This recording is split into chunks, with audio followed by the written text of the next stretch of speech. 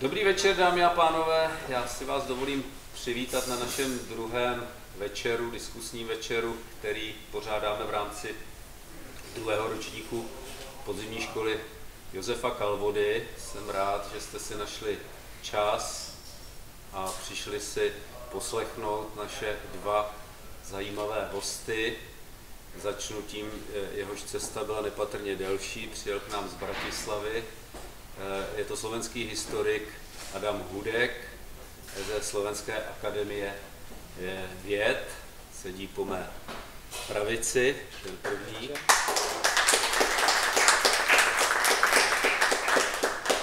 A tím druhým naším hostem je český historik Jan Dobeš z Filozofické fakulty Karlovy univerzity a z Ústavu pro soudobé dějiny Akademie, České akademie. Dobrý večer. Děkuji za pozvání.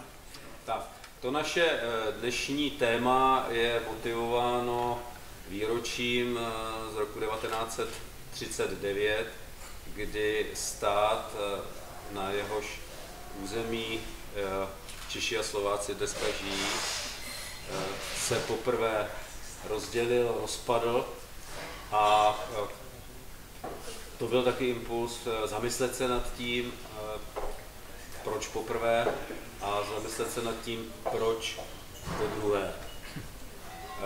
Abychom mohli začít, tak se musíme podívat na samotný začátek.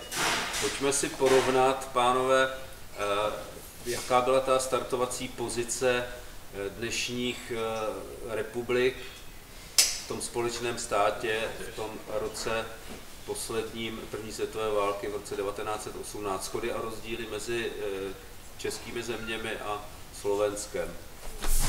Jestli můžete, Adame, začít. Ja, ono, teraz sa nám zdá, že Česko a Slovensko ešte stále, tí Slováci ešte nie sú na takej úrovni ako v Českej republike a ukazuje nám to HDP a rôzne ďalšie aspekty, ale tá situácia v roku 1918 bola diametrálne odlišná. Naozaj medzi českými zemami a Slovenskom bol obrovský diametrálny rozdiel takmer vo všetkom. Len nejaké základné čísla na Slovensku, alebo to, čo bolo neskôr Slovensko, kde žilo 2,5 milióna Slovákov zhruba v tom čase, 60% z nich sa zaoberalo poľnohospodárstvom, v Čechách to bolo 30% zhruba. Na Slovensku iba 17% pracovalo v priemysle, v českých zemiach to bolo cez 30%. Ten rozdiel v HDP bol obrovský, keď vzniklo Československo, tak slovenské krajiny do hrubého domáceho produktu Československa prispievali iba 8%. Takže ten rozdiel v bohatstve bol obrovský, mestské aglomerácie na Slovensku takmer chýbali a to, čo bolo urbánne obyvateľstvo, to boli väčšinou Maďari a Nemci. Najväčšie mestá slovenské boli paradoxne Budapešť a Cleveland v Amerike, lebo zo Slovenska odchádzalo obrovské množstvo ľudí do Ameriky. Na Slovensku bol 30% ľudí bolo považovaných za analfabetov viac menej, v Čechách to bolo nepatrné percento snad. Ten rozdiel v kvalite školského systému bol neporovnateľný. Ľudia, ktorí sa považovali za slovenských patriotov, to znamená nejak sa angažovali v prospech slovenského národa politicky alebo kultúrne, podľa niekoľkých odhadov sa jednalo zhruba o 1500-2000 ľudí, kdežto v Čechách bola kompletne vytvorená elita od vysokoškolských vzdelaných profesorov cez politikov, ktorí sedeli v parlamente, umelcov svetového mena a tak ďalej. To znamená, že tie rozdiely boli tak obrovské, že síce tie jazyky boli vzájomne zrozumiteľné, ale keď vznikal ten štát, tak sa dávali dokopy celky, ktoré boli extrémne rozdielne a to do značnej miery definovalo nielen fungovanie medzivojnového Československa, ale aj potom neskorší vývoj v tejto oblasti. Už len posledné číslo, napríklad, ktoré bolo veľmi dôležité, od roku 1906 sa v rakúskej časti monarchie vlastne zaviedlo všeobecné volebné právo pre mužov. V Uhorsku malo volebné právo nejakých 6 až 8% obyvateľstva. Tak už len už aj to číslo ukazuje, že aj na ten režim liberálnej demokracie, ktorý ktorý vznikol po roku 1918, boli české kraje pripravené, alebo české zeme pripravené oveľa lepšie ako Slovensko. Pane Dobeši, doplníme k tomu něco? No, to, co říká, o čem mluví kolega Hudek, je dáno samozřejmě teda odlišným historickým vývojem v tom předchozím období, kdy ten vývoj se zejména teda v těch posledních desetiletích, nebo řekněme od poloviny 19. století, jako výrazně rozchází, protože české země a česká společnost opravdu zažívá zhruba od té poloviny 19. století bouřlivý rozvoj, který je teda umožněn i vnějšími podmínkami, ve kterých česká společnost se nacházela. Já jsem sice dalek dnes celkem jako obvyklé idealizaci Rakousko-Uherska nebo Rakouska z hlediska Čechů, ale je pravda, že od 60. let 19. století habsburská monarchie pro Čechy nabízela opravdu velmi široký prostor pro jejich realizaci, kdy vlastně to národní obrození, které začíná někdy už na přelomu 18. a 19. století a je zpočátku teda neseno především kulturními zájmy a kulturními cíli, no, sleduje kulturní cíle, tak se potom vlastně postupně rozšiřuje, nebo ten záběr se rozšiřuje v polovině 19. století, revoluce 1848 poprvé vlastně politicky se snaží Češi proniknout.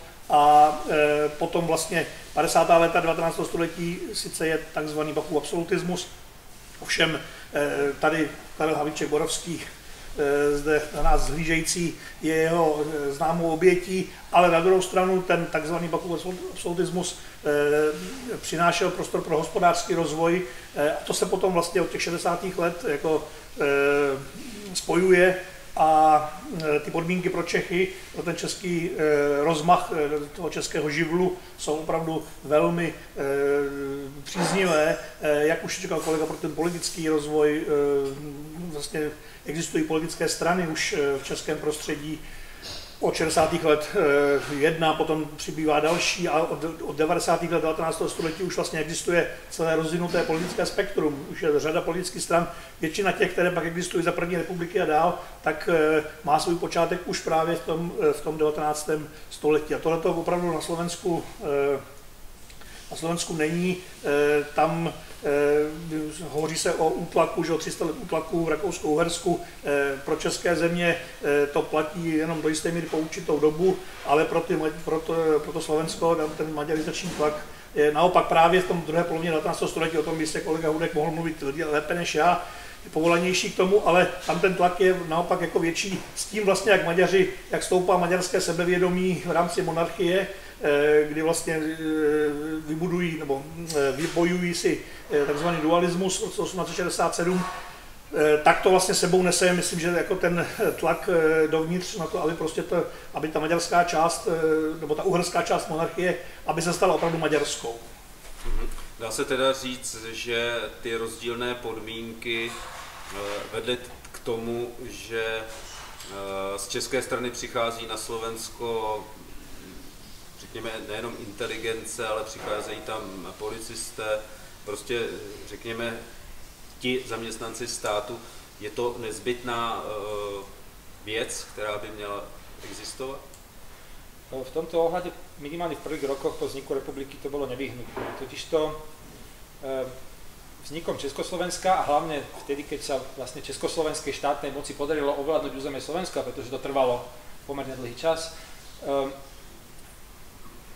značná časť tých elít alebo štátnych úradníkov, policajtov, univerzitných profesorov jednoducho v tom čase buď bola už považovala sa za maďarskú, alebo jednoducho neverila v to, že Československo bude existovať ďalej, že prežije ako štát, odmietla slúžiť československej vládnej moci a jednoducho odišli do Maďarska. A na ich miesta jednoducho slovensko hovoriace elity neexistovali. Proste nebolo ich možné kde zobrať, to znamená, že jediná možnosť bola priniesť týchto ľudí. A to neboli iba policajti alebo profesori, to boli napríklad aj rušnovodiči. jediná možnosť bola priviesť týchto ľudí z českých zemí, kde ich bolo viac a treba povedať, že kopa úradníkov, ale aj napríklad dôstojníkov vojenských a podobne prichádzala z Rakúska do Československa. To znamená, že bol ich určitý nadbytok, ktorý mohol byť presunutý na Slovensko.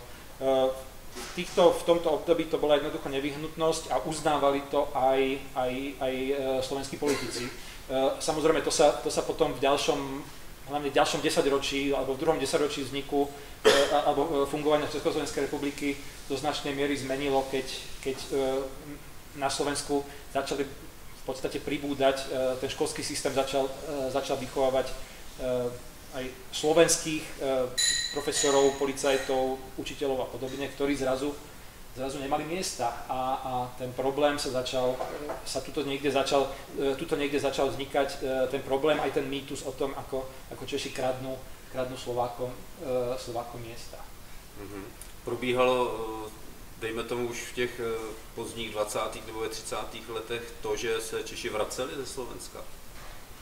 No, myslím si, že moc ne, protože samozřejmě ti lidé tam, většina z nich tam zakotvila už na tom začátku 20. let, získala tam nějaké vazby a v těch českých zemích zase jako většina z nich jakoby v podstatě jako už asi neměla v tu chvíli ani moc kam jít, jo, kam se vracet. Takže ve 20. letech ještě taky na to nebyl ani tlak nějak zvlášť silný, aby se teda vraceli.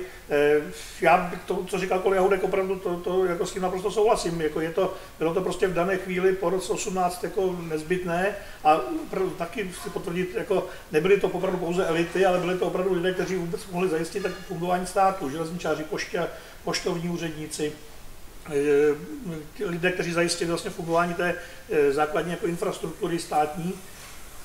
Ale samozřejmě jako a učitelé teda, že jo, těm problematice těch českých učitelů na Slovensku se možná ještě dostaneme, protože to si myslím, že jako zasloužilo možná trochu jako zvláštní ještě pozornost. Ale takže vlastně to Československo dalo možnost vzniku těm jako výchově té vzdělané části Slováků, ale samozřejmě je docela logické, že ti potom jako, když opouštěli ty školy, měli to vzdělání, tak samozřejmě jako měli ambice, aspirace na to, aby pracovali na tom svém území. A tam opravdu naráželi na to, že mnoho těch míst bylo zavraných. Ak ešte môžem, tak jedna výnimka bola z tých, čo sa chceli vrátiť, to boli väčšinou profesori univerzity Komenského. Tí veľmi často do Bratislavy prišli, aj dostávali za to príplatky, že prišli do Bratislavy a veľa z nich, ak získalo miesto v Brne alebo v Prahe, tak veľmi radi odišli, lebo to bolo považované za kariérny rast v tomto. Takže tí, ktorí získali miesto, nebolo ich veľa, ale tí, ktorým sa podarilo získať miesto v českých zemiach, tak tí odchádzali. A tak to bylo, že jo, jako, vlastně to byli v podstatě jako jedinci nebo desítky lidí a jako ten zásadní problém to nějak jako neovlivňovalo. Čili nedá se říct, že by vlády nějakým způsobem opakovaně řešily ten problém, asi ho neviděli. No tak ve 20. letech ho určitě si myslím neviděli, ano. A potom už vlastne tá predstava, že máte tam učiteľa niekde, dáme tomu na strednom Slovensku, ktorý si tam zariadil život, má tam deti, manželku, dom a tá predstava, že akým spôsobom by ho bolo možné zobrať a poslať späť, že už vás nepotrebujeme, to není veľmi reálne. Je pravda, že veľa tých učiteľov sa naozaj snažilo zapadnúť do toho kolektívu, učili sa slovensky a podobne, takže oni sa považovali sami seba v mnohých prípadoch už za Slovákov alebo minimálne za poslovenčených Čechov, to znamená, že oni nemali záujem už nejak veľmi odchádzať, ak to neboli, ale to boli výnimky, ktoré sa týkali naozaj jednotlivcov, že mali nejaký dôvod sa vrátiť do českých zemí, ale tí ľudia už tu robili kariéru a žili tu už 10 rokov, takže tá možnosť vlády im prikázať, aby sa vrátili späť, nebola veľmi reálna. V podmienkach demokratického Československa samozrejme. Ještě jsme se nedotkli v tom úvodu možná ještě jednoho problému, který s tím trošku souvisí s tím, co jste teď Adame říkal, to to vytvoření jednoho československého národa s těmi dvěma větvemi. Jak to vnímali Češi, jak to vnímali Slováci v těch 20. letech? No tak to je samozřejmě jako velmi důležité téma, čechoslovakismus. Čechoslovakismus byla tedy jako politická vlastně jakási koncepce, na které Československo vzniklo a které opíralo svoji legitimitu už vlastně za první světové války, když zahraniční odboj prosazoval tu myšlenku. Spočívala na přesvědčení, že vlastně teda existuje ano, jeden československý národ, který má jakési dvě větve a mluví prostě dvěma jakoby odlišnými řekněme, dialekty, ale vlastně směřuje prostě k nějakému splynutí nebo prostě tvoří jeden národ. Kritici první republiky poukazují na to, že to bylo vlastně to byl takový trik trochu, který měl vlastně vytvořit spolehlivější státní většinu oproti zejména Němcům, kteří pokud by vlastně se obyvatelstvo za první republiky mělo Češi, Němci, Slováci, tak by vlastně ten německý podíl byl jako vlastně výraznější, které prostě by šlo o to, aby se vytvořila nějaká jako výraznější většina proti těm Němcům. A bylo to samozřejmě ale od počátku jako sporné, bylo to jako umožněno tím, že třeba v tom zahraničním odboji byli lidé, kteří to, i ti Slováci, jako, kteří vlastně v tom věřili, v ten koncept. Lidé, kteří se studovali třeba v Praze, kteří pocházeli z evangelického prostředí, kde to samozřejmě k tomu bylo blíže. Tady jako ta náboženská stránka je taky jako důležitá velmi, protože i tehdy slovenská společnost byla mnohem religióznější než česká a ta náboženská církevní příslušnost tam hrála velkou roli a slovenští evangelici byli dlouhodobě jakoby měli vazby k českému jazyku, k češtině, k české minulosti používali Bibli kralickou. Takže tihleti lidé jako vlastně zřejmě v to i jako věřili, ale samozřejmě ta většina slovenského obyvatelstva, zejména teda po té, co jako mohla prožívat potom v té první republice to jakoby probuzení takové národní a získávala to národní vzdělání v národním jazyce a posiloval se jejich národní cítění, tak samozřejmě u ní jako ten čechoslovakismus musel nutně narážet. Na Slovensku bol problém, že tých podporovateľov myšlenky čechoslovakizmu bola menšina. Už sme počuli, to boli evanjelici, za prvej republiky to boli slovenskí sociálni demokrati, ktorí boli tí najdôležitejší zástancovia, ale väčšina politikov, väčšina umelcov a kultúrnych elít jednoducho ten koncept, tak ako bol spravený, že Češi a Slováci stvoria jeden národ, v podstate začala pomerne rýchlo odmietať. Naozaj, z začiatku to bolo znova tolerované do tej miery, že tam bolo pragmatické uznanie, že Slováci jednoducho tú pomoc Čechov potrebujú, ak sa musia dokonštitovať do nejakého moderného národa. To znamená, že akceptovali nejakú predstavu čechoslovakizmu, nepredstavovali si ju ale ako niečo, že by sa mali v podstate stať súčasťou českého národa, alebo že by sa mali viac čechizovať a približovať sa k Čechom. Ono totižto, ten koncept mal tú ideálnu predstavu, že Češi a Slováci sú dve časti jedného národa, len tá prax, samozrejme, ten väčší, bohatší, vzdelanejší český prvok reálne si predstavoval vlastne, že tí Slováci že Slováci sa budú približovať k Čechom a nie naopak. To znamená, že Češi sa nestanú Čechoslovákmi, ale Slováci sa stanú viac menej Čechmi a tým sa ten systém vyrieši. Čo sa v podstate nestalo a zrejme sa to ani nemohlo stať, lebo tá konštrukcia slovenského národa už pred Uhorskom bola viac menej dokončená a tam už nebol veľký priestor na to, aby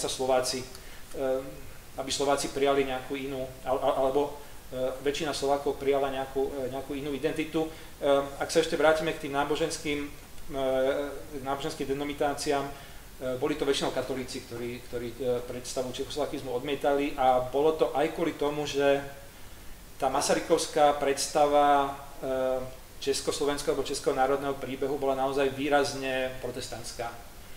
A aj tá politika aj v prvých rokoch bola v podstate postavená na nejakom protestantskom etose českých dejín, husiti, Jiří z Poděbrad a tak podobne, čo na Slovensku nie, že to spôsobovalo nezáujem, ono to spôsobovalo vyslovený odpor.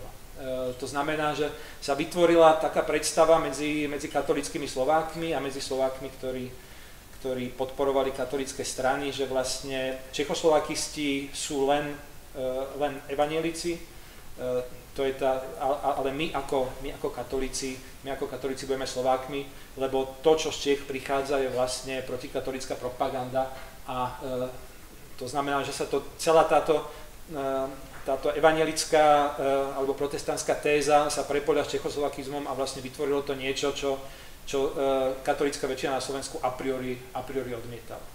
Já když jsem se zmiňoval před chvilkou o tom, že by stálo za to zmínit ty učitele, tak jsem myslel právě trošku na tohle, o čem teď kolega Hudek mluvil, na to, že vlastně, že to byly z velké části právě ti čeští učitelé, kteří pocházeli z prostředí jako vlastně už dosti sekularizovaného, anebo se stotožňovali právě s tím protestantským masarykovským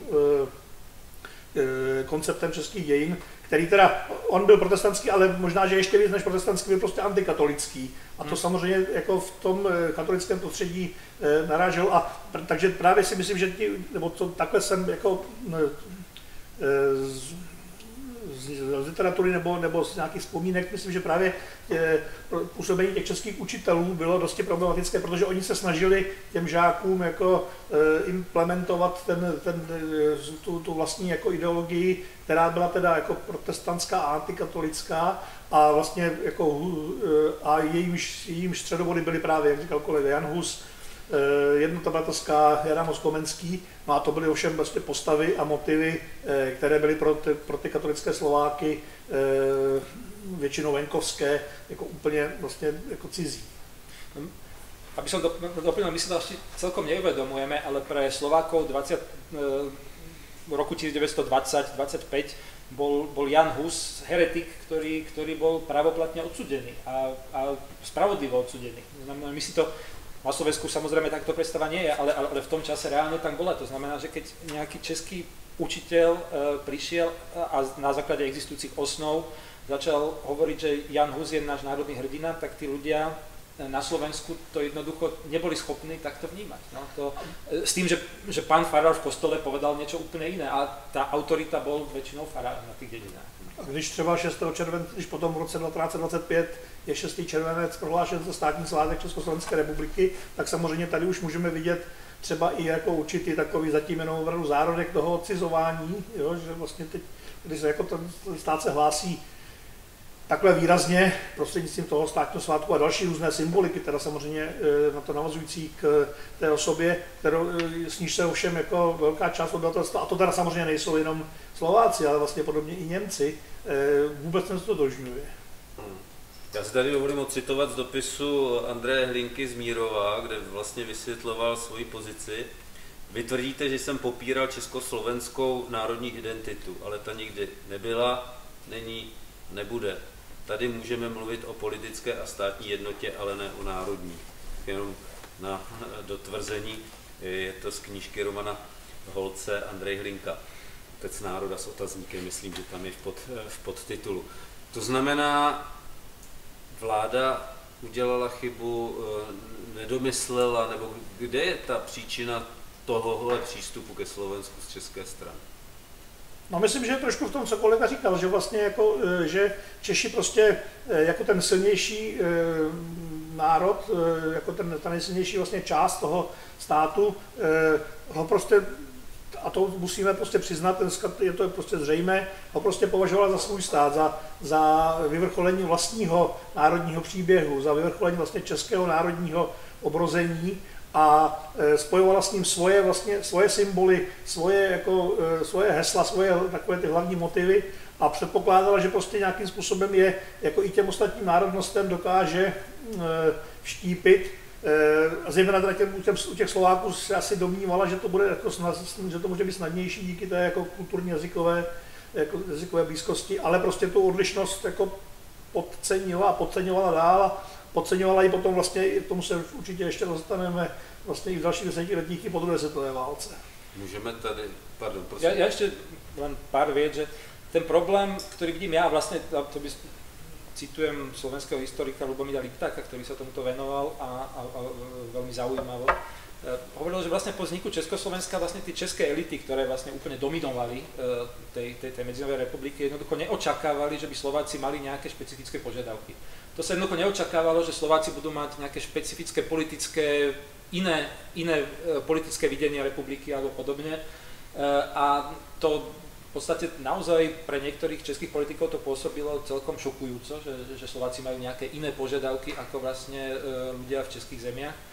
A jednoducho neboli schopní to nejakým spôsobom spracovať. Na druhej strane samozrejme politické elity slovenské nechápali niektoré širšie kontexty, ktoré bolo potrebné pochopiť, nechápali celkom, že prečo tí Češi nám tú autonómiu nedajú, prečo sa tak tvrdohlavo držia politiky čechoslovakizmu a podobne, nevideli, že to má určité aj zahranično-politické dôvody a není to až také jednoduché toto urobiť.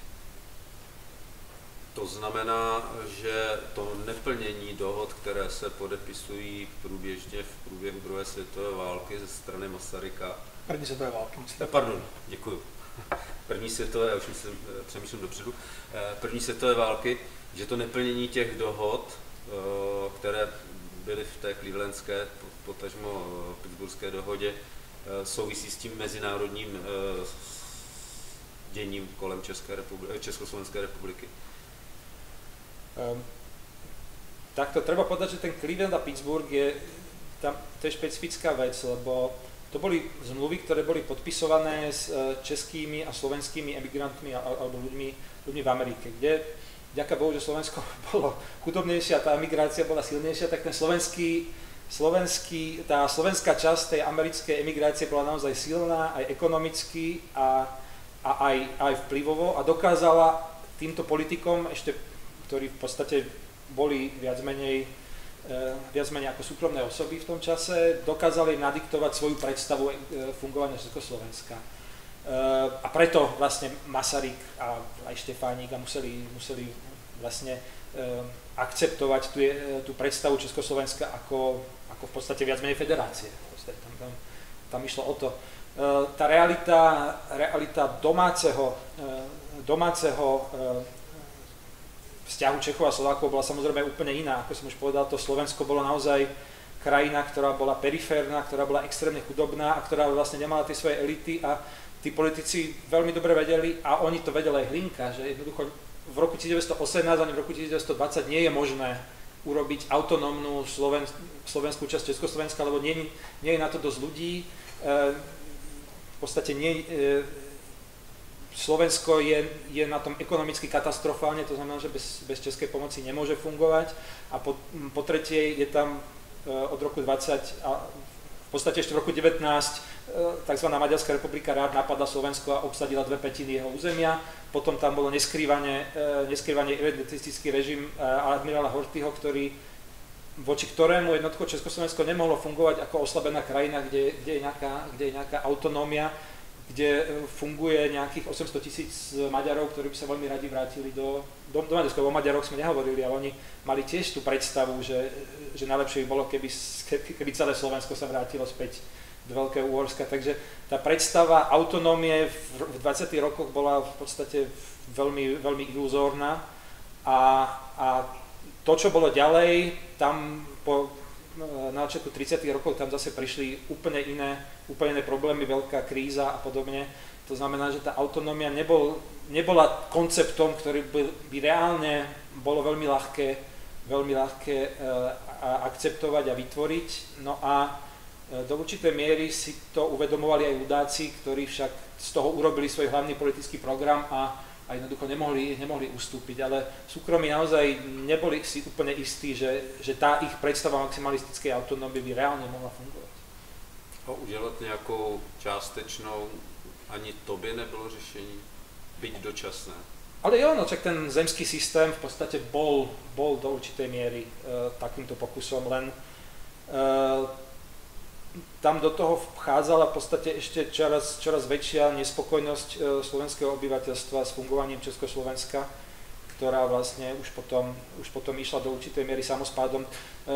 To je vlastne trochu problém výsledkov hospodárskej krízy, ktorá najviac dopadla na periférne oblasti, teda Slovensko a vlastne Sudety, kde vlastne vytvorila obrovské množstvo pomerne radikalizovaného obyvateľstva, ktoré politické strany, a to na Slovensku to neboli ľudáci, ale aj komunisti dokázali v podstate ešte viac radikalizovať a využívať pre svoje politické zisky, ale to, čo im ponúkali, no tá predstava autonómie, ako si predstavovali, naozaj, nie som úplne expert na medzivojnovú republiku, ale naozaj nie som si úplne istý, že by tento koncept v danej čoraz viac vyoštrujúcej sa zahranično-politickej situácii mohol v tom čase fungovať. To je v podstate problém aj napríklad Jugoslávie.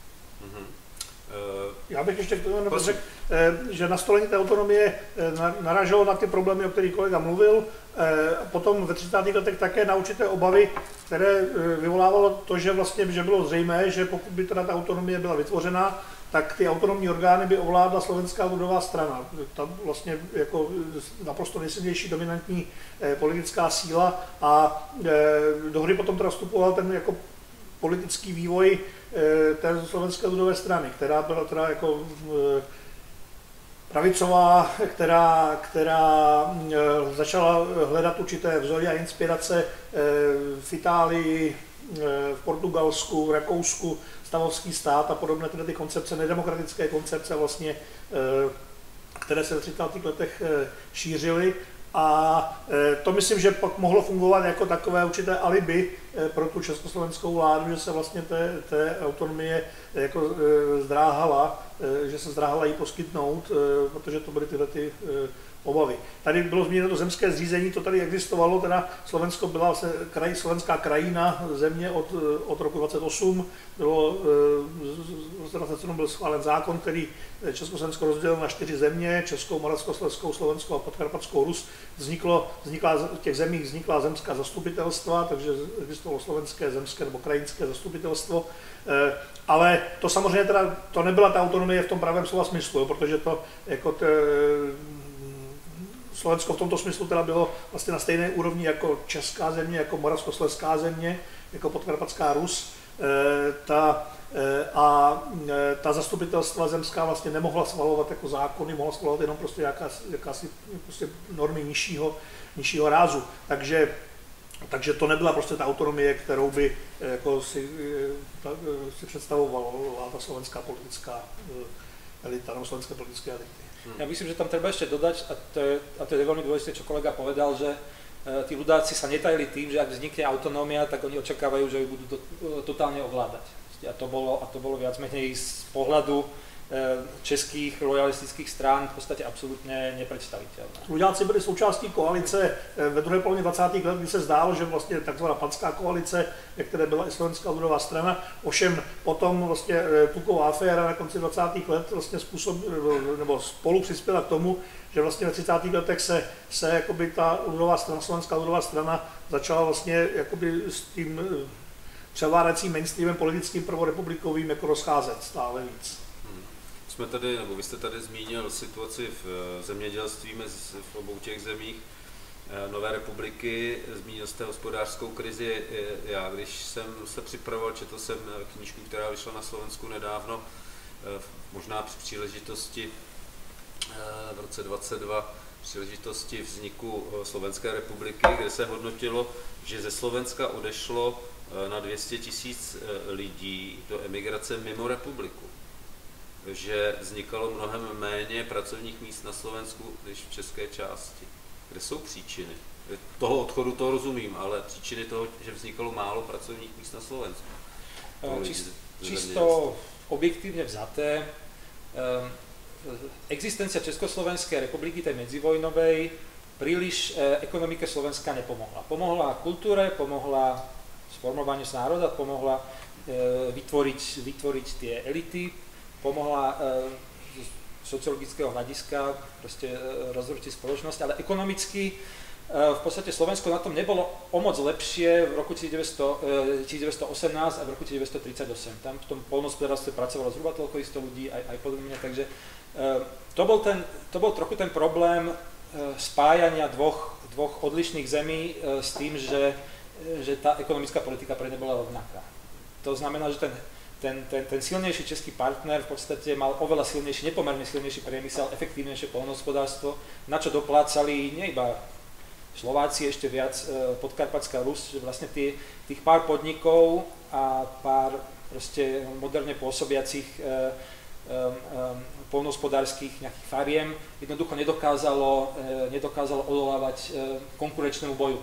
To znamená, že na Slovensku sa tomu hovorilo eufemisticky tzv. Odbúravanie priemyslu v 20. rokoch. To znamená, že aj to málo priemyslu alebo výkonného poľnohospodárstva, ktoré tu existovalo, jednoducho zaniklo na základe tlaku podnikov z českých zemí, ktoré boli oveľa silnejšie, bohatšie a tak. To znamená, že tu začala vznikať pomerne veľká nezamestnanosť. To poľnohospodárstvo, ktoré na Slovensku tradične už z uhorských čias bolo extrémne fragmentované, to znamená, že neexistovali takmer vôbec nejaké veľkostatky, ale boli to ľudia, ktorí farmárili na malých plochách, ktoré boli v horských oblastiach pomerne nevýkonné, tak v podstate nemali šancu ani tie svoje výrobky nejak uplatniť veľmi na trhu.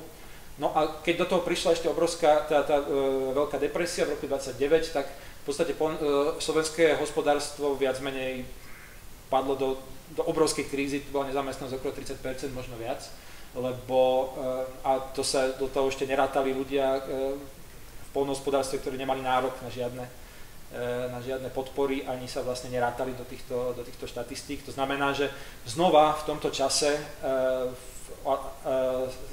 nastal obrovská vlna odchodov do Ameriky, čo vlastne bolo celkom logické. Tí ľudia tam už mali v mnohých prípadoch už spred roka 1918 tam mali známych, vedeli, ako to funguje, už išli veľmi často na istotu. Takže tie odchody boli čoraz jednoduchšie a naozaj tých 200-300 tisíc ľudí odišlo. Paradoxne aj po roku 1989, keď znova prišiel hospodársky pokles, tak sa znova počíta, že 200-300 tisíc ľudí zo Slovenska odišlo aj po roku 89. Takže tieto vlny sa vlastne pravidelných chronologických častiach opakujú. První republika vlastně nepřišla s žádným jako programem industrializace Slovenska, jako se o to potom teda snažilo Československo po roce 45, po roce 48. Je otázkou, jestli vlastně v podmínkách toho jako kapitalismu, jestli to vlastně jako vůbec jako lze, že? To, co se potom, o čem se asi taky ještě tady budeme bavit, v 50. letech probíhalo, nebo i potom v 70. Tak to prostě si mohl dovolit v uvozovkách jako režim autoritativní, který může jako šibovat s těmi investicemi a může prostě rozhodnout se, že tam postavím hliníkárnu, tam postavím zbrojovku, ale ten kapitalismus prvorepublikový možná taky to mohl nějak, ale prostě určitě na to teda neměl jako nějakou invenci a určitě to ale zároveň v těch podmínkách by bylo obtížnější. No tu treba povedať, že ten komunistický režim sa priamo inšpiroval tým, čo sa stalo v Československu v 30. rokoch. To bola priama inšpirácia tým, že povedali, že Slovensko musí byť industrializované, aby sa neopakovali podobné katastrofálne stavy. Oni už videli, kam to môže viesť. K tomu se za chvíli dostaneme. Teď se pomalu blížíme do roku 38, je zase podzim jako teď. A to, co se vlastně neřešilo těch 20 let, se najednou jakoby vyřešilo velmi rychle. Rozděluje se Československo na Česko a Slovensko v názvu a mění se i ta otázka autonomii. Proč to šlo tak rychle? To byl tak obrovský tlak těch mezinárodních událostí. Mnichov byl velký otřes, že Československo zažilo obrovský otřes, destabilizaci a toho teda využili jednak ty politické reprezentace těch menšin, zároveň toho využili i teda využila vedení sousedních států, Polska, Maďarska a prostě v této situaci československá vláda neměla jako kapacitu na to, sílu na to vlastně se tomu tlaku teď bránit a uvědomovala si, že vlastně jako, že to prostě byla k tomu v podstatě dotlačená a uvědomovala si, že teď to prostě nemůže už jako zabránit a že vlastně v tom by mohla být ještě šance teda nějak jako ten stát znovu stabilizovat pomocí té autonomie, ale to už teda bylo vlastně pozdě. Ale ona v tom jako nebyla žádným aktivním hráčem, ona byla spíš opravdu teda pasivně k tomu dotlačená, že 6. října Žilinská deklarace, opravdu, jak říkáte, jde to rychle. Tam ten Mníchov bol obrovský šok a myslím, že v tomto čase už slovenskí autonomisti boli do určitej miery aj priamo podporovaní alebo tlačení už aj nacistickým Nemeckom, čiastočne aj z Maďarska. A na druhej strane si uvedomili, že tá česká vláda, alebo tá Praha, dajme tomu, už je fatálne oslabená a do určitej miery už nie je garantom toho, čo oni vlastne v podstate jediné, prečo vlastne mali pocit, že Československo je dôležité, je to, aby chránilo proti teritoriálnym požiadavkám Maďarska. A to už československá vláda jednoducho nedokázala, to tiež bolo, to zmenilo náhľady aj niektorých loyalistických strán, tých, ktorí agrárnikov slovenských, a vlastne už aj oni viac menej sa pripojili k ľudákom s tým, že tá autonómia je nevyhnutná a že to jednoducho sa tomu nedá nejakým spôsobom zabrániť a mali pocit, že keď sa spoja s ľudákmi a tú autonómiu podporia spolu s nimi, tak si zachovajú nejakú časť moci a nepredajú celú ľudákom, čo bola ilúzia, to sa samozrejme nestalo. Ľudáci využili to mocenské vákuum a Slovensko definitívne ovládli a vlastne už od tej Žilinskej deklarácie toho 6. októbra už môžeme hovoriť o tom, že Slovensko je viac menej autoritárska krajina, kde viac menej ten vplyv Prahy už je naozaj minimálny a Praha to v podstate už aj nejak brala ako fait accompli, jednoducho už to je tak a očakávalo sa iba to, aby Slováci, alebo dúfalo sa iba v to, že Slováci nevyhlásia autonómiu, čo vlastne ani ľudácká vláda v tom čase ešte nechcela. To znamená, ty události z března 39 pak už byly nevyhnutné. Byl to jenom přirozený sled. Tam právě vlastně to, o čem kolega mluvil, tam vlastně se to bylo použito, jako ta hrozba maďarského zásahu na Slovensku byla vlastně použita, že k tomu, aby to dotlačilo vlastně Slováky k vyhlášení té samostatnosti slovenské. A je pravda, prostě ten stát už byl autoritativní, ovšem v autoritativním duchu se měnily tedy i české země, že jo? To jako vlastně ten vývoj je do značné míry té druhé republice podobný. Na Slovensku teda jako rychle se vytvoří vlastně systém jedné strany, ale v podstatě i v českých zemích je systém jedné strany, strana národní jednoty vlastně. Ale je to trochu něco jiného, protože do ní vlastně tam vznikne jakoby sloučením dosavadních stran, takže tam jako jsou potom patrné ty proudy, vlastně ty strany se tam tak nějakým způsobem zachovávají určitou svoji jako tu původní svébytnost. Slovenská lidová strana je samozřejmě jiný případ. Můžeme vynechat období protektorátu slovenského státu z hlediska našeho tématu, to asi není úplně důležité, nebo tam vidíte nějaké styčné plochy? No já bych řekl, že je tady potřeba si uvědomit, a takhle to třeba říkáme studentům, že vlastně ta druhá republika vytvořila určitý model, který potom vlastně to, že vlastně teda, že Československo bylo nuceno uznat teda tu slovenskou autonomii, teď necháme stranou teda z jakých okolností, ale prostě bylo nuceno uznat tu slovenskou autonomii. A vlastně i lidé, i ta část slovenské veřejnosti, která se jako nestotožňovala se slovenským státem a která vlastně byla vůči němu v opozici skryté nebo méně skryté, to teď nechme taky stranou. A ta část, která se teda přála obnovení Československa, tak rozhodně počítala s tím a byla proto, aby se to Československo obnovilo už jako v té podobě, která bude nějakým způsobem jakoby navazovat na tu autonomii. Samozřejmě ne, jakoby ten obsah, ten se samozřejmě musel a taky se změnil po válce, ale ta forma, jo, že teda vlastně, že nějaké slovenské národní orgány, o nich za chvilku asi bude řeč, tak vlastně musí existovat jako uznání té slovenské svébytnosti i v tom osvobozeném Československu. Byla jenom opravdu naprosté minimum, téměř zanedbatelná, bych řekl, Slováků, možná Vavro Šrobár, který jako by byl ochoten jako přijmout Československo jako vlastně unitární stát, ale jinak vlastně ta druhá republika a vlastně i to, co samozřejmě se dělo předtím, za první republiky, to vlastně koncept toho unitárního státu jako pohřbilo, to už jako politicky nebylo jako průhodné. Jestli se Československo mělo obnovit po válce, jestli mělo dojít opět k tomu spojení obou těch částí, které se rozpojily, aspoň teda fakticky, nikoli de jure, ale rozpojily se fakticky, tak to muselo být jako s tím, že nějakým způsobem bude uznaná ta slovenská svébytnost.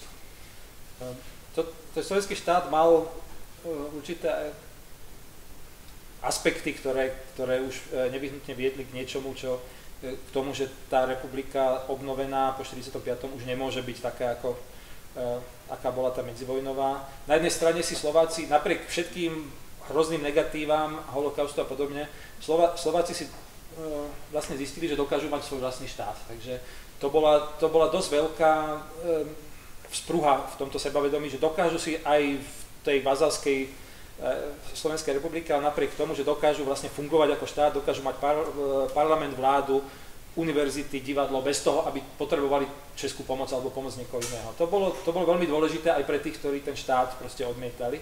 Na druhej strane aj ľudia, ktorí sa z toho slovenského štátu tešili alebo mali pocit, že tá autonómia alebo dokonca samostatnosť je dobrá, si museli uvedomiť, a veľa z nich si za toho Slovák štátu aj uvedomilo, že tá samostatnosť sama o sebe nemusí byť nejako úžasne pozitívna vec.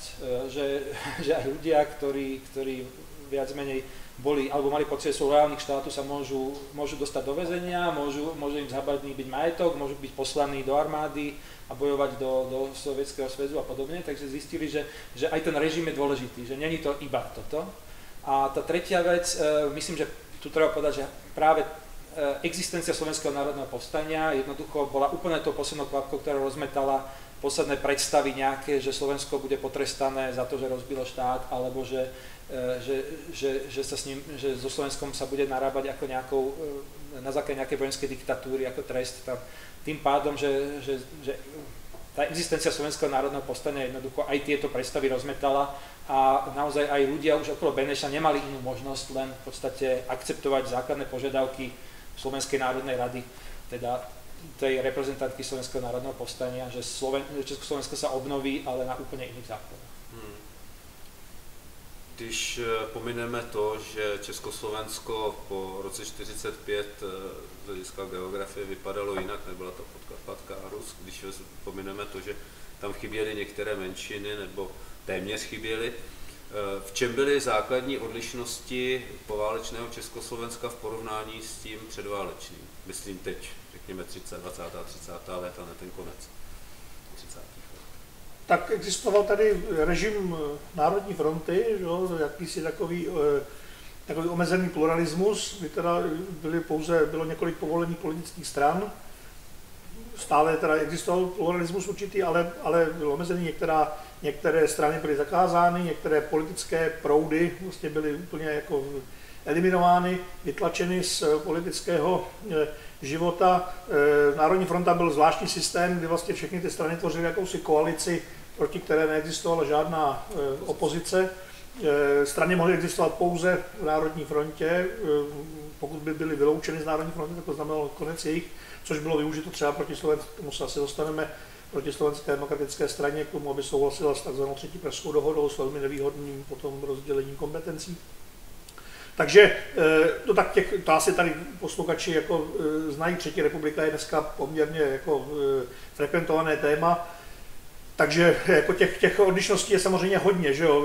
Dochází k velkým hospodářským změnám, rozsáhlé znárodnění, samozřejmě teda zmizela německá menšina, Nepodařilo se to tak úplně s Maďarskou, tam došlo pouze k tomu té výměně obyvatelstva, což československá vláda považovala za velkou svoji jako prohru vlastně a bylo to dost nepříjemné překvapení, že se nepodařilo prosadit ten odsun Maďarů a muselo se to řešit jinak. Samozřejmě změnila se společenská atmosféra, politické klima, ale já teda si myslím, že vlastně tady, že to bylo vlastně takové, že to bylo určitým způsobem jako navazuje, že to není taková diskontinuita, že se tady navazuje na určité změny, které probíhaly vlastně už za toho protektorátu i potom třeba na té druhé republiky. Jo. Celé to bylo neseno tím, že vlastně liberální demokracie založená na parlamentarismu, politických stranách, politickém pluralismu vlastně selhala. Je potřeba hledat nějaké alternativy. Ty alternativy se hledaly za druhé republiky, řekněme v pravé části spektra, teď za té třetí republiky jakoby v levé, ale mnohé z toho vlastně je podobné. Řízené hospodářství, kultura, která je vlastně jako podřízena jako dohledu, že je znárodněn film v roce 1945, no a mohli bychom pokračovat samozřejmě. No, tam je, z pohľadu Slovenska je dôležité, že vznikol tzv. Asymetrický model, de facto autonómia. Slovensko malo vlastnú autonómnu vládu, Slovenskú národnú radu, zbor povereníkov, ktorí fungovali ako ministri za Slovensko, ktorí mali určité právomoci, takže viac menej tá predstava, to, čo vlastne chceli ľudáci za medzinárodnej republiky, sa podarilo asymetrickým systémom dosiahnuť, čo vlastne je paradoxné, že toto už vlastne Slovákom nestačilo, lebo za Slovenského národného povstania už prišiel program federácie, ktorá dokonca bola aj slúbená do určitej miery, minimálne komunistami, ale tá situácia v Československu jednoducho bolo jasné, že česká spoločnosť federáciu nepríjme. Už iba kvôli minulosti Slovenska, slovenskému štátu a podobne. Takže Slováci dostali asymetrický model, ktorý im už nestačil a viac menej začalo sa nové kolo nespokojnosti, čo je vlastne v podstate, ktoré vyvrcholilo až v roku 68 tou federáciou, ktorá už znova nestačila viac menej. A to znamená, že ten slovenský živel už len existenciou, ako som už povedal, slovenského štátu získal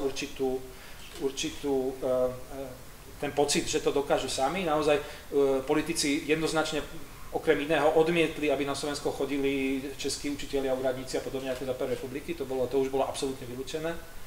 Takže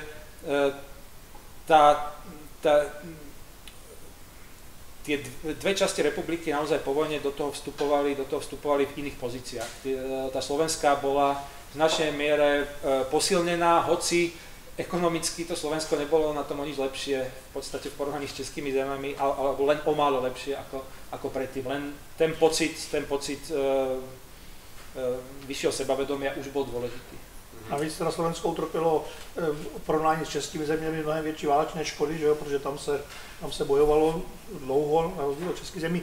Já bych ještě chtěl dodat to, že jak říkal kolega, že v české části státu byla federace naprosto v té době po válce naprosto neprůchodná, nepřijatelná, vlastně ukazuje na takový hlubší problém a to, co vlastně jak vlastně ti Češi a Slováci chápali ten stát, jo? Protože Češi samozřejmě vůbec necítili potřebu, vůbec vlastně nerozuměli tomu, proč by měly být nějaké české orgány. Češi vždycky vlastně za své, a to se potom vlastně opakuje i v roce 68 a v podstatě si myslím, že i po roce 89, Češi vždycky za své orgány považovali ty československé a měli jenom velmi malou potřebu si vytvářet nějaké české, protože prostě oni byli jakoby spokojeni s těmi československými a nevěděli, proč by měli nějaké české. To takhle Slováci určitě neměli jako, a ti vždycky chtěli mít ty slovenské a ti považovali za své autentické zástupce s tím, že ti by se v ideálním případě měli s těmi českými domluvit na nějaké dělbě pravomocí nebo na tom, že se vlastně části své suverenity vzdají ve prospěch nějakých společných orgánů. To prostě ovšem Demokratická strana Slovenská nebo Slovenci, většina slovenské společnosti té politické chtěla určitě v federaci v roce 1945, ale jako nebylo to vlastně možné a teprve až v nových podmínkách v roce 1968, ale i tehdy vlastně k tomu byli ti Češi tak trošku jakoby vlastně dokopáni, nebo vlastně nebo tak jako byl, že to teda jako přijmu, když to teda ti Slováci jako chtějí. Ono je podľa mňa veľmi toto dôležité zdôrazniť, že na Slovensku zase viac menej boli československé orgány v Prahe považované viac menej za české. Jednoducho, to bolo brané tak, že tie slovenské orgány sa musia presadiť voči československým kvôli tomu, že väčšina ľudí na Slovensku považovala československú vládu viac menej za agenta českých záujmov. A to vlastne aj po 68. to fungovalo v rámci federálnych orgánov. To boli vždycky, väčšinou slovenskej verejnosti boli tie politické orgány v Prahe vnímané ako české. Takisto ako Československá akadémia vied bola vnímaná ako česká a bola tu Slovenská akadémia vied a podobne a podobne. Proste všetko, čo bolo československé, bolo slovenskou verejnosťou dlhodobo vnímané ako české. Čo bol pomerne veľký problém pre fungovanie štátu. A ono teda poprvé řečeno, ono to české bylo, že jo, jako vlastně, protože většině třeba těch českých, já jsem to někde četl, ty čísla nemám v hlavě, ale je to opravdu mizivé procento třeba Slováků, kteří pracovali v těch ústředních, až po tom vzniku federace, teda v těch federálních orgánech pracovalo, já to třeba 1%, nebo takhle, jo, takhle se to pohybovalo rozsahu. A ještě bych k tomu dodal, že nejenom, že ty československé orgány byly považovány na Slovensku za české, ale i Slováci, kteří odešli do Prahy, byli vlastně považováni za takové jako,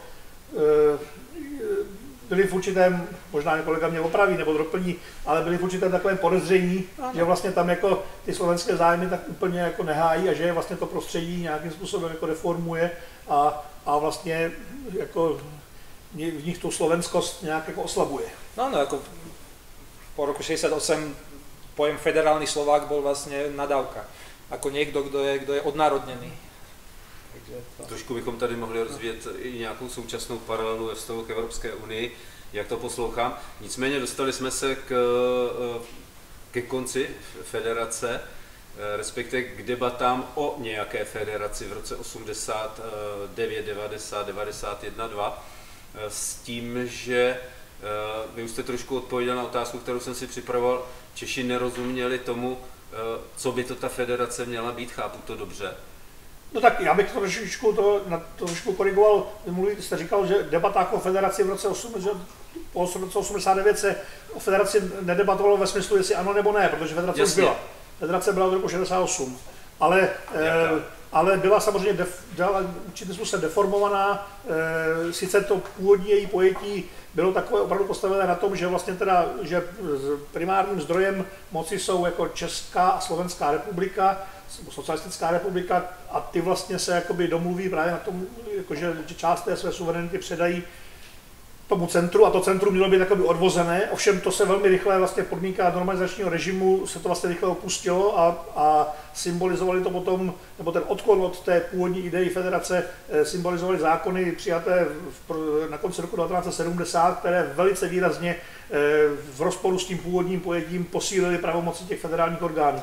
Takže pokud se vedou debaty po roce 89 nebo po roce 90 o federaci, tak to jsou vlastně debaty o tom, jak tu federaci vrátit do toho původního, nebo jaký dá ten původní záměr, jak oslabit ty dodatky, ty nánosy, které tam jako se objevily po tom 68.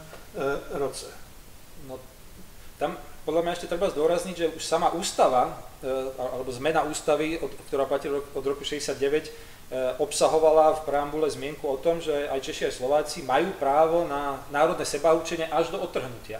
Tá ústava to je jednoducho síce veľmi formálne, ale to ako tie práva formálne tým národom dávala, samozrejme to sa celé zmenilo a vlastne bol to Gustav Husák, ktorý keď sa stal generálnym tajomníkom KSČ a neskôr aj prezidentom, on vlastne bol, ktorý vyhlásil, že federáciou je vlastne vzťah Čechov a Slovákov v republike vyriešený a už sa k tomu netreba nejak zásadne vracať, možno nejaké drobnosti pomeniť, ale toto je vlastne, ten reálny socializmus vlastne vyriešil aj tento problém a týmto vlastne hasne a tá diskusia sa vrátila až vlastne v roku 1988, keď sa pripravovala nová ústava, kde sa ukázalo, že hlavne na Slovensku existuje pomerne kopa ľudí, aj komunistov, ktorým sa ten súčasný stav nepáči a v rámci toho perestrojkového nadšenia nejakým spôsobom chceli zmenu a a tá diskusia nebola uťatá rokom 89, ona bola vlastne po páde komunizmu iba akcelerovaná obrovským spôsobom a znova sa ukázalo, že tie predstavy českej a slovenskej spoločnosti sú trochu iné, kde na jednej strane česká spoločnosť vnímala tú federáciu ako niečo, čo je funkčné a netreba nejak sa s tým veľmi zaoberať. Na Slovensku sa veľmi rýchlo, nemôžem povedať, že hneď, lebo trvalo to pár mesiacov, ale veľmi rýchlo sa tá otázka česko-slovenských vzťahov a potom odvodenia aj slovensko-maďarských vzťahov sa dostala do absolútneho popredia a vlastne v mnohých ohľadoch definovala formovanie slovenskej politickej scény po roku 89, čo v Čechách sa tá politická scéna definovala na úplne iných otázkach. První příležitostí, kdy se to mohlo projevit, byla takzvaná pomlčková válka, že jo, na jaře 1990, kdy se debatovalo o názvu státu a kdy teda šlo o to, jestli se bude jmenovat Československo nebo Československo s pomlčkou, nebo kde se může používat pomlčka, nebo jestli je to pomlčka nebo spojovník. A potom se teda rozhodlo, že bude teda používat název Česká a Slovenská federativní republika. Ale potom vlastně po volbách od podzimu 1990 se tahleta debata přesouvá k otázce kompetencí, dělbě kompetencí nového kompetenčního zákona a tam vlastně se objevuje často ten pojem, ten tehdy měl takový svůj zvláštní, jako svoji frekvenci velmi častou funkční federace, kdy vlastně to bylo, zejména Češi poukazovali na to, že federace musí být funkční a vlastně pomocí tohoto argumentu jako mnoho těch slovenských požadavků na to, aby na ten přechod kompetencí z federálních orgánů na ty republikové jako se snažili popírat tím, že právě, že by se tím popíralo, nebo že by se tím ztrácela ta funkčnost té federace, že federace je potřeba být funkční. Já bych tomu ještě bych jednu věc dodal, jak kolega říkal o tom, že vlastně Gustav Husák prohlásil, federace vyřešila problém československý. Já jako pamětník bych řekl, který vyrůstal v Československu a bylo mě něco přes 20 let, na počátku 90. let nebo v roce 1990, tak pro mě, a myslím, že pro naši generaci byl úplný šok, když jsme zjistili, že v Bratislavě se konají nějaké demonstrace, které požadují vlastně, které se hlásí třeba jako k samostatnému slovenskému státu a které začínají požadovat, nebo že tam zaznívá požadavek na samostatný slovenský stát. Pro nás jako lidi, kteří se narodili v Československu a pro které vůbec nebylo to Československo nijak jako problematizované, to bylo najednou úplný šok. Já jsem tehdy studoval, profesor Křen, nás na to slavný český historik, pamatuju si, že při nějaké přednášce z roku 1990 nás právě na tohle upozornil, že tohle teď jako přijde, že to je vlastně teď jako přirozené, že po té době, kdy to bylo vlastně jakoby utlumené u ledu, tyhle ty rozpory, tak teď se vlastně otevírá znovu prostor pro to, aby se objevily a tentokrát už nepřišel žádný, když se objevily po roce 45 tyhle ty debaty, tak to vlastně potom utnul únor a nástup vlastně diktatury komunistické strany, ale po roce 89 už žádný takový zásah vnější, který by to zase utnul, už nepřišel. No a vlastne Československo využilo to okno príležitosti, keď bolo možné všetko v tých 90. rokoch, hlavne v prvej polovici. Keď bolo možné zakladať štáty, bolo možné, aby sa hlavne socialistické federácie rozpadali a v podstate bolo to vyriešené viac menej civilizovane. Teraz, keď sa pozrieme na súčasný stav, tak napríklad už taká tá vstřícnosť voči tomu, aby vznikali nové štáty ani v Európskej únii nie je. Proste Katalánci, Škóti a podobne, tí už sú viac menej odrádzaní od toho, aby niečo takéto robili a Európska únia vyslovene tvrdí, že takéto veci si nebudú podporované. V tom čase ten svet sa na toto pozeral trochu inak. Slováci a Češi v tomto ohľade mali šťastie. No a treba povedať, že vlastne to, čo kolega hovoril, vychádza aj z toho, že v tej normalizačnej, hlavne v tomto normalizačnom období, v skutočnosti tie vzťahy medzi Čechmi a Slovákmi boli dosť obmedzené. Jednoducho ani tie intelektuálne elity sa nejak zvlášť nepoznali, málo diskutovali, minimálne v Prahe bol záujem o Slovensko naozaj na úrovni nejakej benevolentnej ignorancie, tam v podstate stačí si pozrieť nejaké spomienky tých českých intelektuálov, tam vidíme, že nejaký záujem o Slovensko tam v podstate moc neexistoval. Na slovenskej strane to bola stále tá podozrievavosť, že my musíme bojovať, lebo tí Češi nám chcú iba zle. A táto mimobežnosť sa do určitej miery naozaj po roku 89 brutálne prejavila. Tá mimobežnosť toho, čo jedna a druhá spoločnosť chcela a čo videla, alebo čo očakávala, sa znova ukázala ako zásadná a naozaj neexistoval nejaký človek alebo nejaká skupina ľudí, ktorá by dokázala tie dva národy, alebo reprezentantov tých dvoch národov nejakým spôsobom zjednotiť na nejakom spoločnom cieli. Tam to je, podľa mňa, to bola jedna z kľúčových vecí, že tam už neexistovalo nejaké jasné pojítko toho, prečo by to Československo malo byť zachované. Jednoducho. Čili dá se říct, že tak jak často se zmiňuje Vladimír Mečiar, Václav Klaus, že by k tomu pravděpodobně došlo, i kdyby tam oni nebyli. Rozumím tomu dobře? Já mám pocit, že ano. Děkuji. To byla taková tečka za naší úvodní debatou, skoro hodinovou, nebo možná víc než hodinovou. Teď je prostor pro vaše dotazy, pokud vás cokoliv z toho průběhu, o čem jsme se bavili, zaujalo, nebo naopak jsme neřekli to, s čím jste sem přišli. Prosím, Tomáši. Já moc krát děkuji za skvělou debatu. Jednu poznámku z vlastních zkušeností. V 68. mi bylo 12 a když jsem Rusáci vtrhli, tak to samozřejmě u nás jako velmi rezonovalo. A pak přišli Slováci s tím požadavkem na federalizaci a samozřejmě já jsem se o politiku ve 12 letech moc nezajímal, ale jasně si pamatuju ty debaty rodičů, že my jsme okupovaní tady Rusákama a oni chtějí, co to oni chtějí, vůbec tomu absolutně nerozuměli, že požadavku na tu federalizaci. Ale mám dotaz. Já se plně ztotožňuji s tím, co jste říkali o těch 20. 30. letech, velký vliv třeba i učitelů na tom Slovensku a rozumím tomu, že to tam bylo vnímáno jako, že je to tam zdonucení, zejména z hlediska katolické víry. Ale co mě překvapuje a čemu nerozumím, na mnoha místech na Slovensku, jak tak občas tam jezdíme, tak na soukromých domech a na chalupách, na stodolách, ve štítech je velmi často kalich. To je trošičku v rozporu s tím deklarovaným přesvědčením, že vlastně to tam nebylo vnímáno dobře.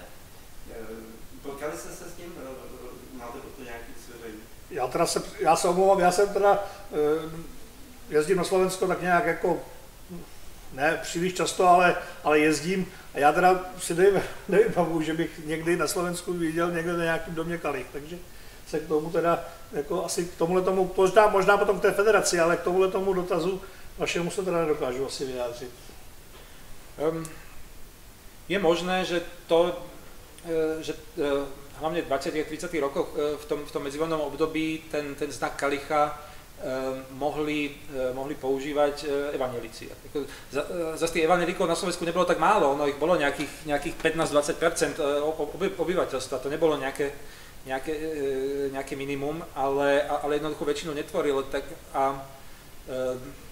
Druhá vec je tá, že samozrejme aj ten príchod na Slovensko tých Čechov, hlavne po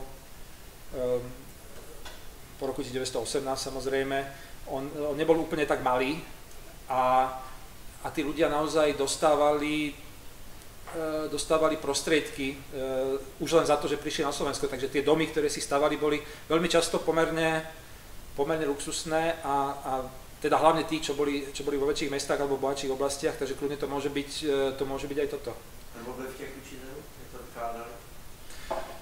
To by som si nebol úplne istý, lebo vplyv učiteľov bol iba jednorozmerný, tam boli rodičia, tam bola celá tá spoločnosť a hlavne farári. Takže tam ako predstava, že by dieťa z katolíckej rodiny prešlo k donutil rodiče, aby dali kalich na To jednoducho, to by tá dedinská spoločnosť jednoducho nepredýchala. Bolo to dovolené, samozrejme, keď prišiel Čech do takéto dediny, tak kľudne si tam mohol dať, čo chcel, on bol považovaný za externý faktor, ktorý tam prišiel, takže s tým to bolo maximálne nejak to sa týkalo, možno nejak pán Farár mal s tým problém, ale to ľudia dokázali tolerovať, ale keď to bol niekto priamo z tej komunity, tak tam ten tlak, to si neviem, reálne si to neviem predstaviť, to by musel byť naozaj niekto, kto by bol extrémne nejaký rebel, lebo v týchto dedinách stačilo byť aj členom komunistickej strany a veľmi často aj sociálna demokracia, znamenalo to marginalizáciu. Takže to zůstává zároveň.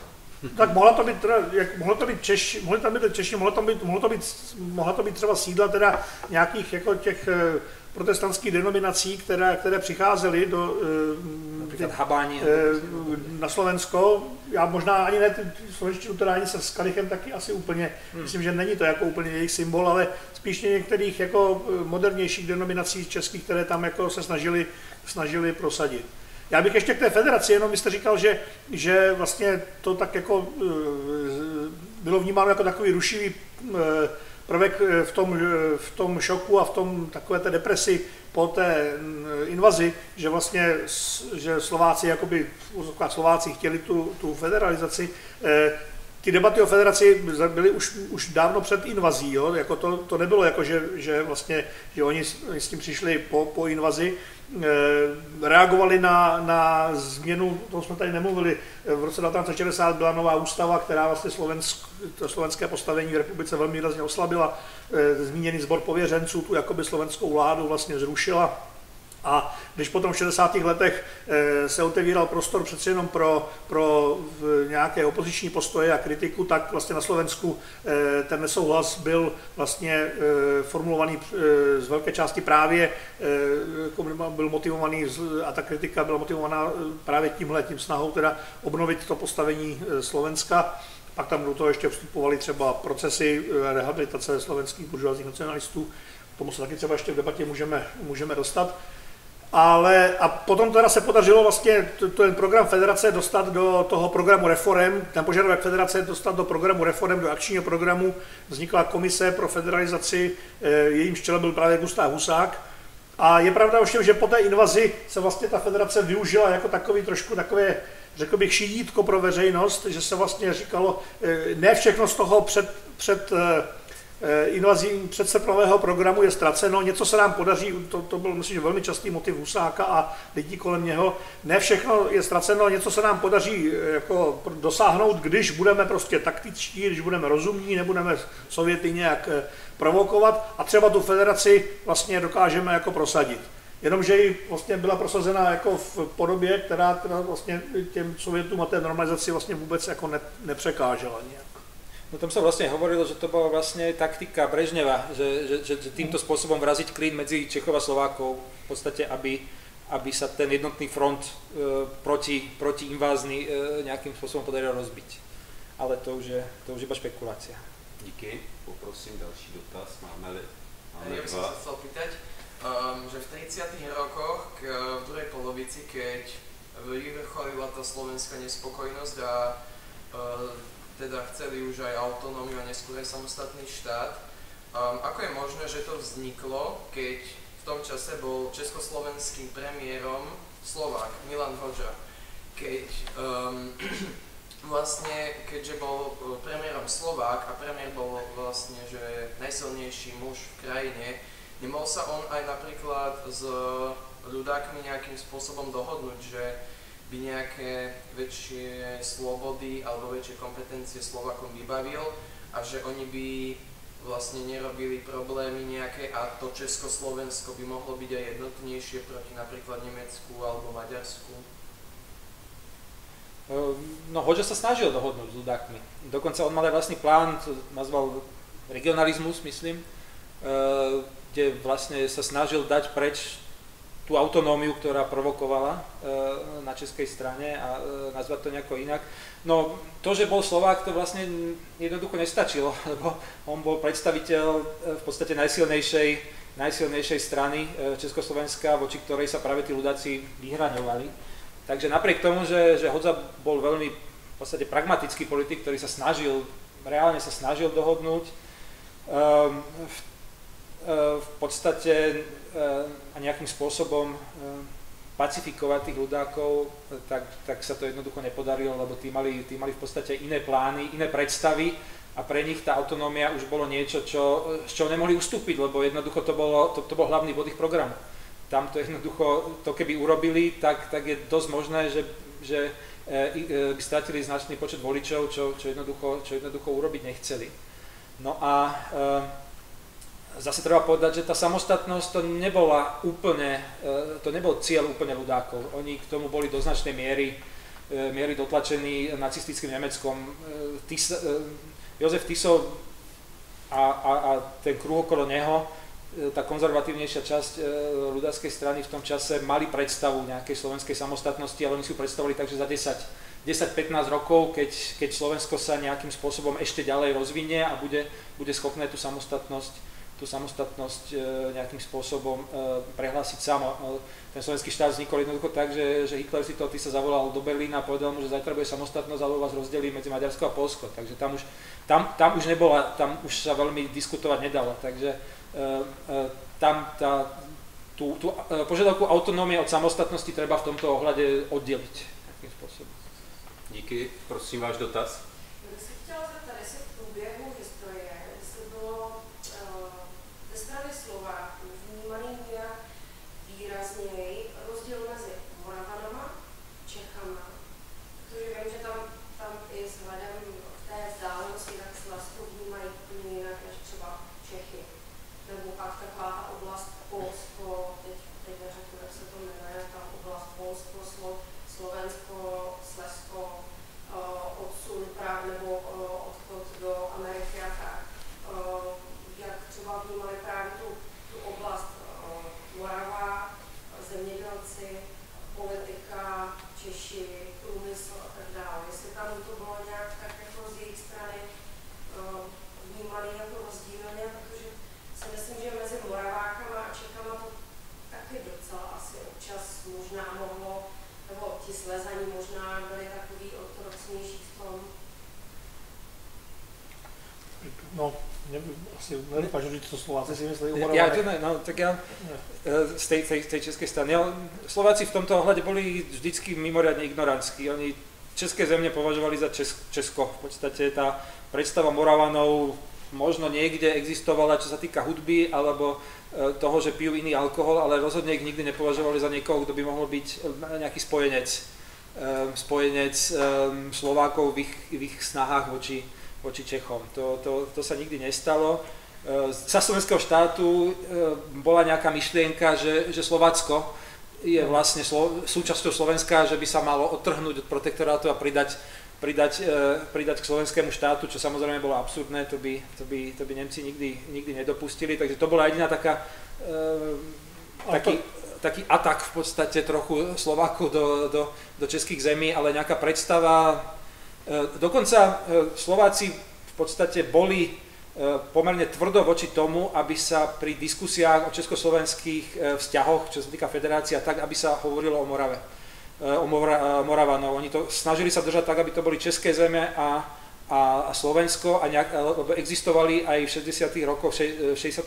nejaké snahy, aby aj Morava mala nejaký autonómny status a to hlavne zo Slovenska to bolo veľmi tvrdo zamietnuté, že o Morave sa rokovať nebude. Bude sa rokovať o slovenských zemiach a Slovensku o českých zemiach a Slovensku a v rámci českých zemí si už potom Česká národná rada môže robiť, čo chce, ale Moravanov do toho nebudeme ťahať a to isté sa opakovalo aj po roku 89, takže žiadne nejaké takéto vzťahy v tomto ohľade neboli. Tady vždycky jako ty snahy nebo náznaky jakéhosi jako trialismu, ty Slováci vnímali, jako, že vlastně by to vedlo k oslabení jejich jako postavení v tom státě, že by najednou nebyli jenom jako jeden ze dvou, ale byli vlastně jeden ze tří.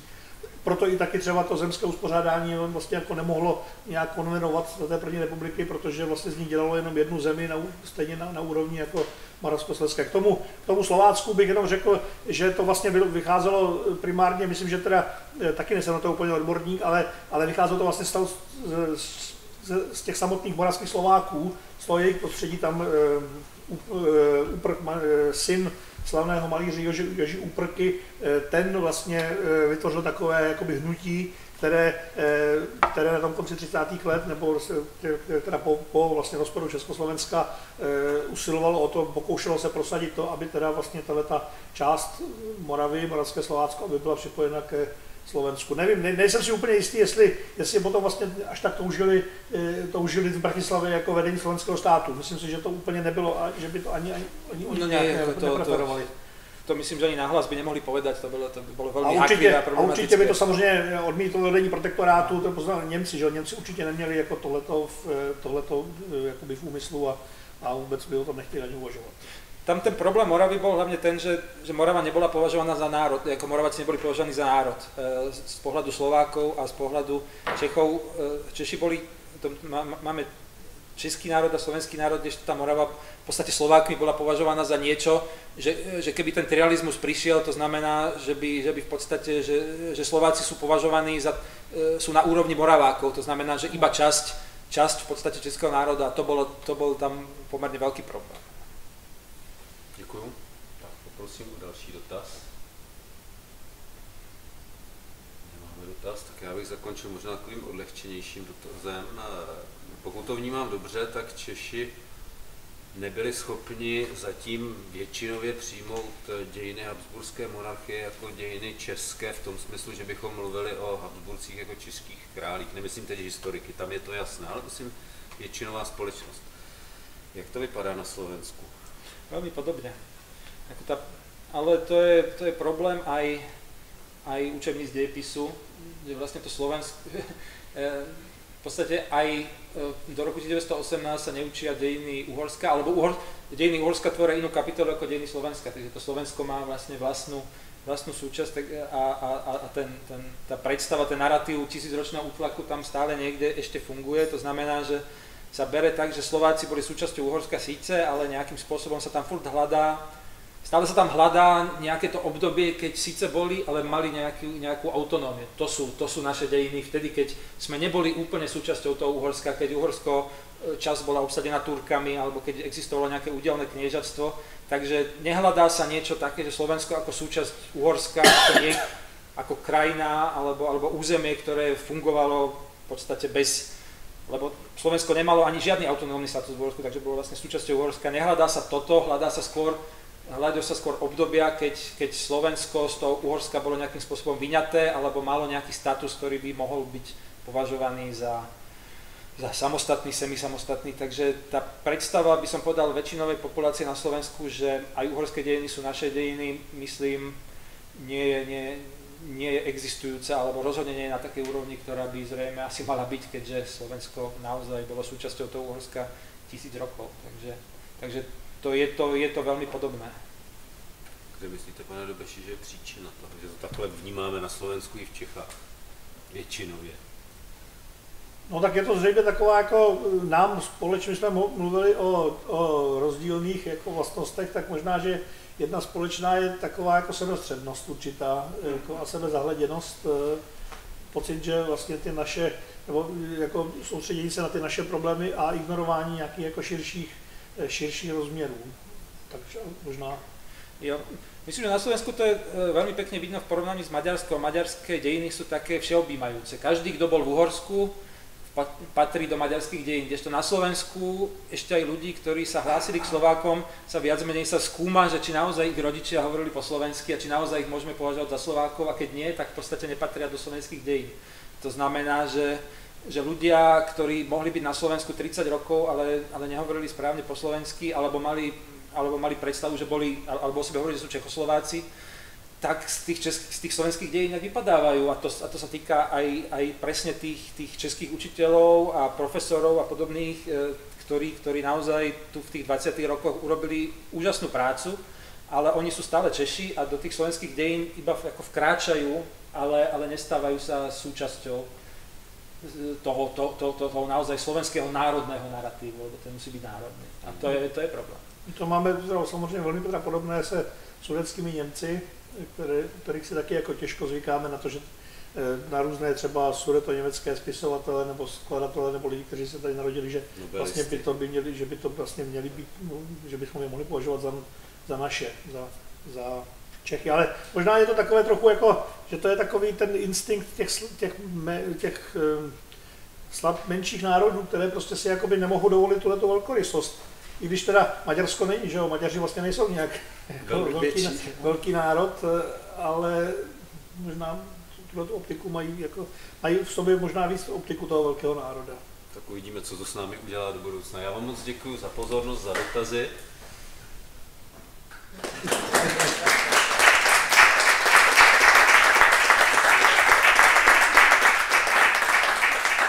Pokud vás to zaujalo, tak vás zvu ještě do třetíce zítra, kdy budeme mít takové poměrně horké téma, kdy jsme ho vymýšleli před rokem, netušili jsme, že bude ještě stále takhle aktuální. Byť samozřejmě se podíváme trošku i do minulosti. Na mé židli bude sedět Vláďa Kroc a vedle Honza Fingerland a Irena Kalhousová, které budete znát z rádia, případně z televize. Takže zvu vás, přeji příjemný večer nebo zbytek večera a zítra na viděnou.